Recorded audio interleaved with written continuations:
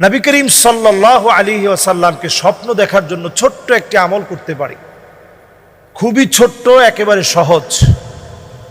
যে আমলটি করার মধ্য দিয়ে নবীজিকে আমরা স্বপ্ন যুগে দেখতে পাবো ইনশাআল্লাহ।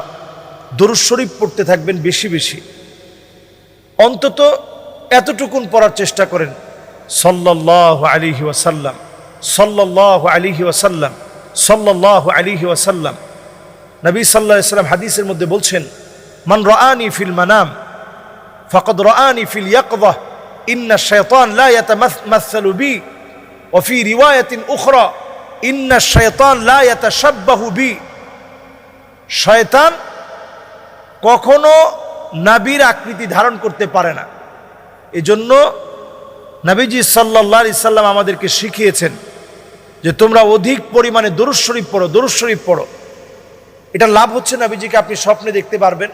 যদি নাও পারেন, আপনার আমল পরিবর্তন হবে, সৌন্দর্যমণ্ডিত হবে, এবং আল্লাহর জান্নাতে নবীজির পাশাপাশি আল্লাহ তাআলা আপনাকে বাড়ি বানায় দিবে। সুবহানাল্লাহ বিহামদিহি।